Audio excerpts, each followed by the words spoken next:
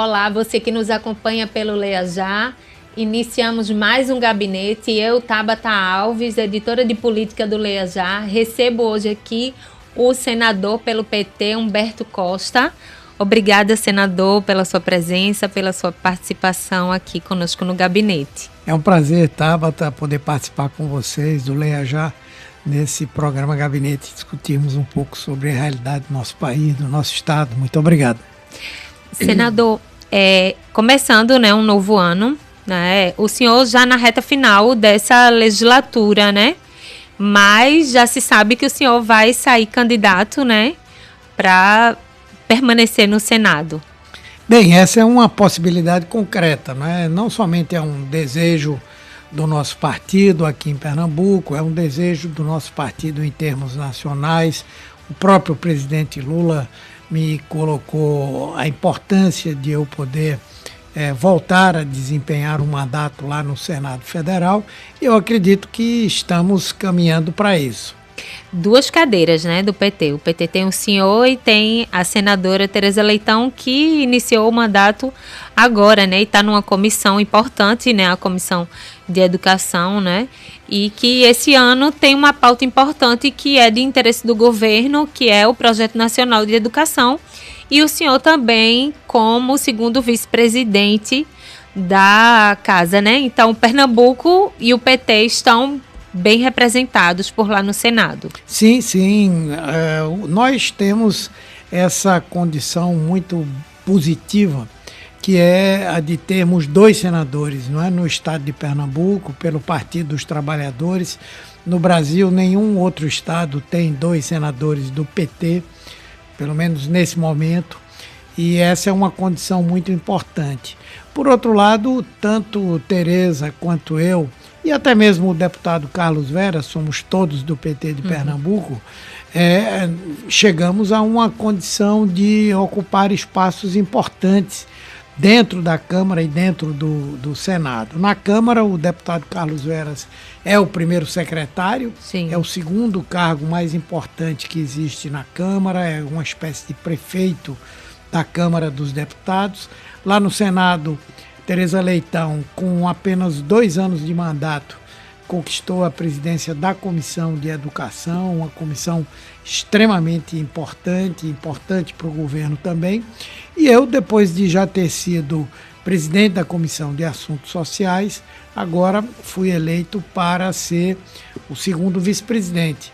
É um cargo de representação, é importante para que o Senado possa estar bem representado em vários momentos e situações. Eu já tenho uma agenda internacional de algum tempo, porque sou integrante do Parlamento do Mercosul, e também participar de decisões importantes da mesa diretora que dizem respeito ao funcionamento do Senado, à realização da agenda, além de ter a liberdade de participar de todas as comissões que eu desejo. Então, acho que nós estamos bem representados hoje. Vai ser um trabalho maior de articulação que o senhor vai ter que fazer lá dentro, ajudando, né, outras lideranças do partido. Sim, na verdade, como a condição de ser da mesa atribui assim, algumas responsabilidades a presidir as sessões da Câmara e do Congresso em algumas situações, mas principalmente vai me dar a possibilidade de estar em todas as comissões discutindo, especialmente com o governo, como reforçar a nossa intervenção política nessas comissões, né? Então, há um trabalho realmente de articulação política que vai poder ser feito internamente ali dentro do Senado. Tem a questão da reforma tributária, né, que é importante de ser retomada, né? Estava numa negociação bem interessante, né? Avançou bastante e precisa ser retomada, né? Interessante para o governo, para o parlamento também.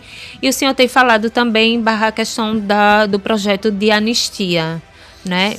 Então, essas serão pautas que o senhor vai colocar como prioridade para esse ano? Sim, no caso da reforma tributária, a reforma tributária do consumo, essa que foi aprovada, regulamentada, ela agora tem apenas um último projeto que vai ser discutido, debatido, que é o que cria aquele Conselho Nacional, onde a definição de alíquotas e outras decisões importantes serão tomadas, não é? E acho que deve ser votada muito brevemente.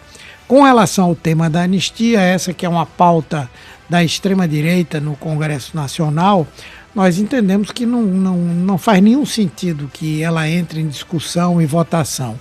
Primeiro que as pessoas, para serem anistiadas, elas têm que estar condenadas, e eles querem já anistia, inclusive para pessoas que sequer estão sendo processadas, não é? Já há, no caso, por exemplo, do presidente Bolsonaro, já há o indiciamento, já há a denúncia, mas a denúncia não foi aceita para se iniciar um processo. Então, parece que as pessoas estão abrindo mão de defender a sua inocência para, desde já, pedir uma anistia. E eu acredito que dificilmente essa pauta deve entrar lá no Senado Federal ou na Câmara também, porque não tem respaldo popular para isso. As pessoas sabem que o que aconteceu foi muito grave, foi um ataque à nossa democracia, à nossa liberdade, à nossa Constituição, e as pessoas, até como um efeito de exemplo, precisam ser julgadas, e aquelas que forem consideradas culpadas serem condenadas e pagarem a sua pena. Agora, existem outros dois temas que eu acho que vão ser muito importantes nesses próximos 2 anos, nesse ano de 2025 especialmente. Um deles é essa luta pela redução da jornada de trabalho. O Brasil está muito distante de legislações modernas que foram aplicadas, diminuindo a jornada de trabalho e mostrando resultados muito importantes em várias áreas. Então, a ideia de reduzir de 6 dias de trabalho por 1 de descanso para 5 e 2 de descanso, ou até 4 para 3 de descanso, é uma matéria que eu acredito que tem grande receptividade social, a população concorda com isso, as pessoas querem ter mais tempo para dedicar a si próprias, para dedicar algum tipo de trabalho social, ou até mesmo para um trabalho qualquer, uma dedicação à família, enfim, é algo muito importante. E com o desenvolvimento da tecnologia, é perfeitamente possível que as empresas funcionem bem, não é, num espaço de tempo de trabalho mais curto. E do outro lado, existe um outro tema que acho que é muito relevante, que é a desoneração do imposto de renda para as pessoas que ganham até R$5.000.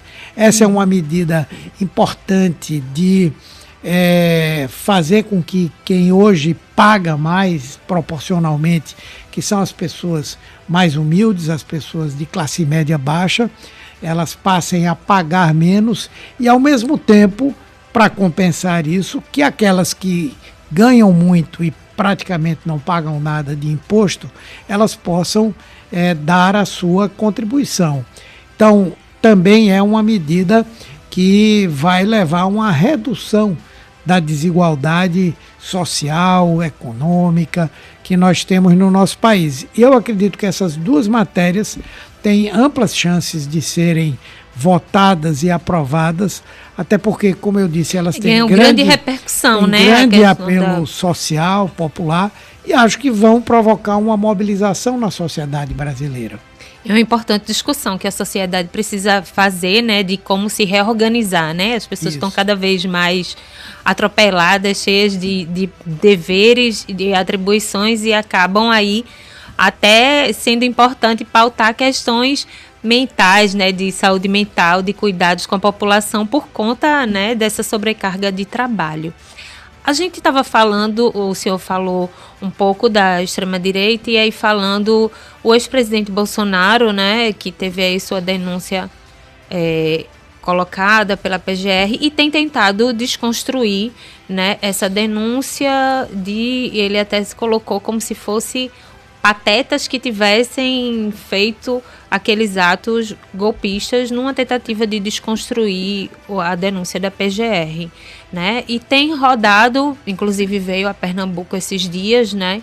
Como é que o senhor vê essa movimentação dele para ter um apelo popular, né, para desconstruir nessa história de que muitos acreditam, né, apoiadores deles, como os têm como um mito? O que o senhor acha que a sociedade, que esses apoiadores chegam a apoiá-lo nesse sentido de não ser... Veja, é lógico que dentro da estratégia da defesa do presidente Bolsonaro, ele vai dizer que não tem nenhuma responsabilidade pelo que aconteceu em relação àqueles atos, né, do 8 de janeiro, e também alega que não tem qualquer responsabilidade sobre aquela trama que foi descoberta pela Polícia Federal, que previa, inclusive, o assassinato de autoridades da República, como o presidente eleito Lula naquela época, o vice-presidente Alckmin e também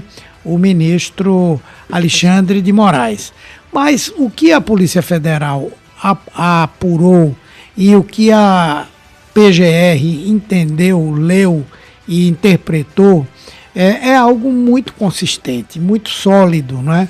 Lógico que ele vai fazer todo um discurso de que aquilo é uma perseguição política, que a decisão foi política, que não há comprovação de que ele teria chefiado essa articulação golpista, mas isso naturalmente está muito bem fundamentado em provas, né? Porém, a gente sabe que há uma parcela da população que hoje vive quase numa realidade paralela, que além de acreditar em muitas mentiras, fake news e tal, tem quase que uma obsessão cega por essas lideranças ou por essa liderança da extrema-direita. Então eu acredito que ele vai conseguir promover algum tipo de mobilização popular, vai juntar gente no Brasil, mas não creio que essa pressão será uma pressão suficiente para que o Supremo abra a mão de uma leitura técnica do que aconteceu e promova a condenação dele para liberá-lo. Então eu acredito que isso não vai acontecer, não vai ter resultado, porque a verdade ela é tão gritante que não há como argumentos a serem esgrimidos para convencer o Supremo de que Bolsonaro é inocente. O senhor acredita que a prisão dele poderia ter um caráter político que causasse prejuízo para o presidente Lula, por exemplo, ou que fortalecesse ainda mais a figura do ex-presidente Bolsonaro? Veja, independentemente disso, nós temos que analisar o que aconteceu, não é? E ter uma dimensão da importância do que aconteceu para o nosso país. Se Bolsonaro tivesse tido sucesso naquela tentativa de golpe que ele perpetrou, por tudo que já foi apurado, não é? Nós estaríamos hoje vivendo sob uma ditadura sanguinária, que eles próprios preconizavam que deveria durar pelo menos 30 anos, né? Que começaria com o assassinato de autoridades importantes da República, mas com certeza encheria as cadeias de presos políticos, muitos seriam torturados, outros assassinados, outros teriam que fugir do Brasil. Então veja, não era uma coisa simples que estava sendo planejada, era rasgar a Constituição, interromper a vigência da nossa democracia, extinguir as liberdades democráticas no Brasil e, como tal, nós passaríamos a viver um regime autocrático, ditatorial, como eu disse, claramente sanguinário. Então, veja, o que nós temos que estar preocupados é em punir adequadamente quem preconizou, quem organizou, quem perpetrou essa tentativa, para que no futuro a nossa democracia novamente não venha a ser objeto dessas tentativas de eliminá-la, de extingui-la, de exterminá-la, não é? Então, certamente haverá essas mobilizações, haverá quem diga que a decisão foi política ou vai ser política, mas eu creio, como eu disse, que os fatos são muito gritantes para que a maioria da população venha considerar que Bolsonaro é inocente. O senhor já convive com essas lideranças apoiadoras de Bolsonaro lá no Senado, no Congresso Nacional, né? Inclusive, convivia com mais frequência, acredito, que com a senadora Damares, né? Por conta de fazer parte, né, da comissão e tudo. E até em certa ocasião o senhor me disse que tinha até uma boa convivência com ela lá no Senado, né? Mas outras lideranças, né? Como é que o senhor avalia que, a partir de agora, uma vez que eles vão trabalhar nessa questão de reforçar esse discurso de que Bolsonaro é inocente, da anistia, como será esse diálogo com eles a partir de então? Veja, um relacionamento pessoal, né, cordial é possível existir, né? Uhum. Não com todos, porque há alguns que transformam inclusive as relações pessoais em relações conflitivas do ponto de vista político. Mas o que nós vamos fazer é dar a resposta, dar um enfrentamento a eles no momento em que eles esgrimirem esses argumentos de que é uma perseguição política, alguns até usando a expressão lawfare, não é? Nós vamos mostrar que não é verdade, que é uma situação completamente diferente daquela que, por exemplo, o presidente Lula vivenciou, a começar da própria postura que Lula teve e da proposta e da postura que Bolsonaro tem agora. Enquanto o presidente Lula foi muito digno na sua postura, enquanto o presidente Lula disse que preferia ter a liberdade dele cerceada a abrir mão da sua dignidade, e enquanto tudo isso era marcado dessa maneira, no caso de Bolsonaro, o que ele tem dito o tempo inteiro, né, é que vai ficar apodrecendo na prisão, que na verdade às vezes chora dizendo que vai ser preso, enfim, é uma postura completamente diferente. Uma é um líder político, um estadista, o caso de Lula, e o outro, na minha opinião, é um arrivista, que é o caso de Bolsonaro. Infelizmente, no Brasil, há muitas pessoas que comungam dos sentimentos e das ideias dele. Tratando de Pernambuco, né? A gente tem a governadora Raquel Lira, que já decidiu que vai para o PSD, né? Que vai deixar o PSDB e vai para o PSD. O senhor acredita que ela indo para o PSD, isso traga chances de que Lula esteja no palanque dela em 2026? Veja, nós ainda não iniciamos o debate sobre as eleições de 2026, né? Temos algumas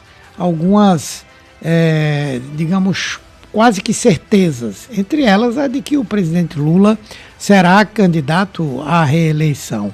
E, obviamente, que o presidente Lula só vai participar de palanques que estejam com ele, não é? Em muitos lugares, eu acredito que haverá mais de um palanque em apoio à candidatura dele. Não sei se será o caso aqui em Pernambuco, até porque, até o presente momento, a governadora Raquel Lira ainda não manifestou sua opinião sobre as eleições de 2026. Suponho que ela irá fazê-lo o mais brevemente possível, né? E aí, então, diante de uma eventual decisão dela de apoiar a candidatura do presidente Lula, ele vai discutir se subirá num palanque só em Pernambuco, nos dois palanques, ou até mesmo se ele vai adotar alguma posição de neutralidade, não sei. Porque o que se discute também é que João Campos poderia ser esse candidato, e ele é muito, né, alinhado ao presidente e o partido dele também, né? Naturalmente que do ponto de vista histórico, inclusive aqui em Pernambuco, nós temos uma relação de longa data com o PSB.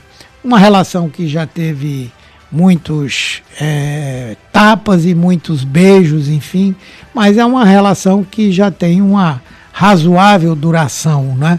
Então, pode ser uma possibilidade a de o PT, não é, estar numa aliança com o PSB.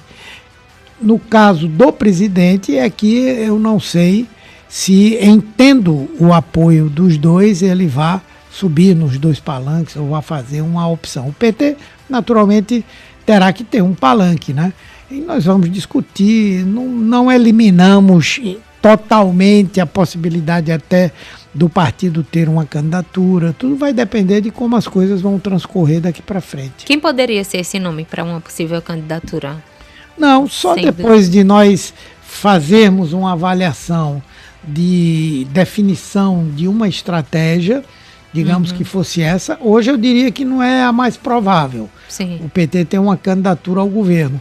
Mas quem sabe, de repente, o presidente Lula precisa de um palanque do PT aqui, aí nós vamos discutir quem estaria mais qualificado, capacitado para encabeçar uma chapa do PT. Como eu disse, no meu caso, a tendência é que eu seja realmente candidato ao Senado. O senhor não se colocaria, não colocaria seu nome? Veja, eu na verdade tenho já muitos anos dentro do partido, né? Fui um dos fundadores, então estou no PT há 45 anos, né? E nunca me furtei de cumprir qualquer tarefa política, não é? Se isso vier a ser colocado como um dado de realidade, nós poderemos discutir. Mas não é o meu desejo e acho que também não seria a melhor condição para o PT. Eu acho que o PT, inclusive, precisa reforçar a sua bancada no Senado. Então, a minha candidatura também estaria dentro de um objetivo estratégico do partido, né? Até por conta de fortalecer a candidatura, né, do presidente Lula em 2026, né?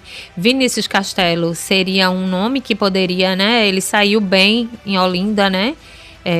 Com uma boa condição, vencedor no primeiro turno. No segundo turno, a diferença foi de 5, 6 mil votos entre ele e a prefeita Mirella, né? Ele é um quadro que está sendo, assim, de destaque a partir daquela eleição. Sim, ele é um quadro de destaque. Eu acho que ele é uma das pessoas que representa o futuro do Partido dos Trabalhadores aqui em Pernambuco. Eu não tenho dúvida que, se fosse candidato a um cargo majoritário estadual, ele poderia ter um bom desempenho.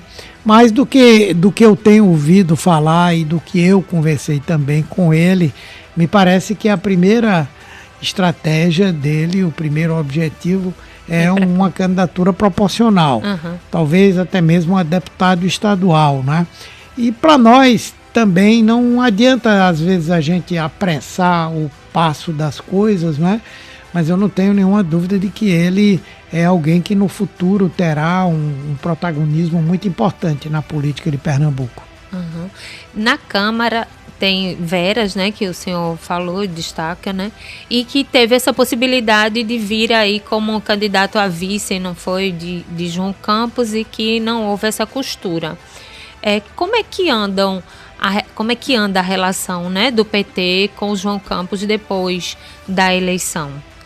Veja, eu acho que não mudou muita coisa. Tanto é que o PT está participando do governo municipal. Permaneceu em secretaria, né? Está participando do governo municipal. O diretório municipal tem uma postura de apoio ao prefeito João Campos, né?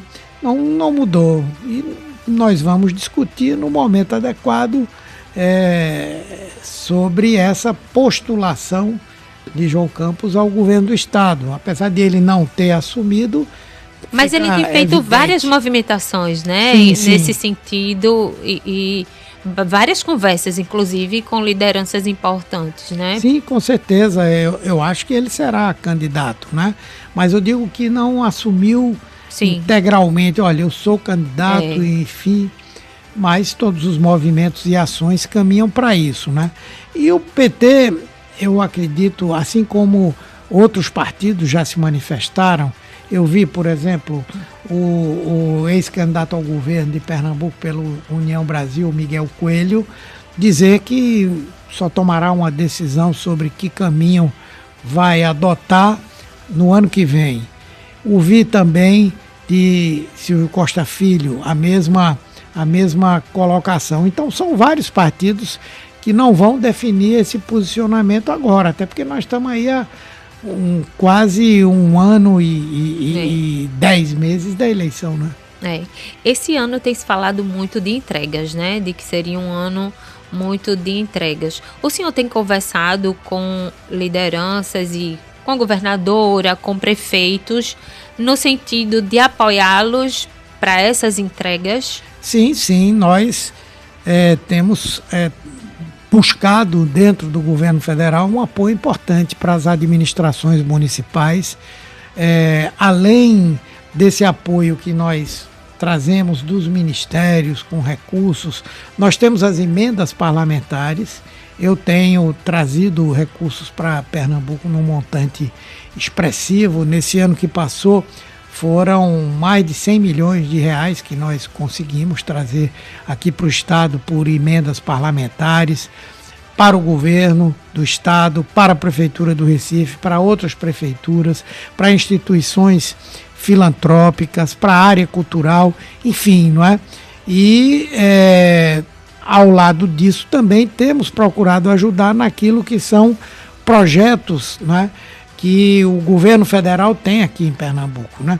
A expansão do Porto de Suape, a retomada da Transnordestina, a conclusão da adutora do Agreste e tantas outras. Aqui em Recife, o Hospital da Criança, por exemplo, no Hospital da Criança, eu destinei mais de 10 milhões de reais e o governo do governo federal destinou 50 milhões para aquele hospital que deve ser inaugurado em breve. Da mesma forma, a reforma da restauração, eu destinei 10 milhões de reais para lá num montante que é de 23 milhões. E, paralelamente a isso, o governo federal tem investido pesadamente aqui em Pernambuco, seja por intermédio de empréstimos ao governo do estado, seja pela transferência de recursos via PAC e de tantas outras áreas do governo. O presidente Lula tem feito algumas mudanças em seu ministério, né? E aí, a mais recente é da ministra Nízia, né, da Saúde, que ficou para um quadro do PT, né? Alexandre Padilha, que também já tinha ocupado a pasta. Como é que o senhor vê essa saída, né? Fala-se muito em fritura da ministra e até se cita o seu nome de que isso teria ocorrido com o senhor em outra ocasião.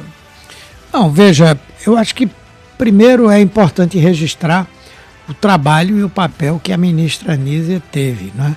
Não é fácil você pegar uma área tão complexa e ao mesmo tempo tão importante quanto o Ministério da Defesa, da forma como ela pegou. Da saúde depois da pandemia, né? Depois da pandemia e da gestão desastrosa do governo Bolsonaro, né? Então ela reconstruiu aquele ministério, ela reconstruiu políticas importantíssimas como a política de vacinação no Brasil, que foi muito descredibilizada pelo governo anterior. Ela deu os passos para alguns projetos e programas que nós sabemos que serão fundamentais para o Brasil, entre eles esse Mais Especialidades, né, que deve resolver um grande gargalo que nós temos. Ela reconstruiu a farmácia popular, ela melhorou o SAMU, o Brasil Sorridente, ela investiu na Hemobras. Então ela teve uma boa gestão, foi muito respeitosa com o Congresso Nacional e acho que ela sai de cabeça erguida, não é? Na verdade, quem faz as mudanças é o presidente da República, faz a partir de um olhar que ele tem, que nenhum de nós tem, não é? E então deve ter tido as suas razões para fazer essa mudança. E eu espero que o ministro Padilha possa dar continuidade a esse trabalho dela e atender a essas outras demandas que eventualmente o presidente da República tenha considerado que não foram atendidas. Porque falava-se inclusive de articulações, né, que ela não teria conseguido, né, fazer tantas articulações. Na verdade, ela sempre foi um quadro técnico, né, que nunca transitou por esses meandros da política partidária, da política institucional, né? Ela, né? Então talvez tenha tido algumas dificuldades nisso por uma falta de experiência, não por incompetência. Senador, o programa está chegando ao fim. Lhe agradeço, né, pela sua presença. A gente poderia ter discutido aqui várias outras coisas. Lhe convido para uma outra oportunidade voltar e deixo o senhor à vontade para deixar algum recado para o povo pernambucano ou para o brasileiro. Sim, eu quero agradecer a você, Tabata, por essa oportunidade de estar aqui no gabinete. Quero me colocar à disposição para qualquer momento que você me convocar, a gente poder conversar, trazer informações, debater ideias aqui. E eu quero dizer ao povo de Pernambuco que o Brasil está no caminho certo, está no rumo certo. Estamos vivendo uma situação de algumas dificuldades concretas nesse momento, mas o projeto estratégico do presidente Lula para o Brasil, ao chegarmos no ano que vem, que será o segundo ano da colheita, eu não tenho dúvida de que o Brasil estará bem melhor do que está hoje, que já é bem melhor do que nós pegamos em 2023. Obrigado. Obrigada. Obrigada a você que nos acompanhou aqui no gabinete. Até a próxima.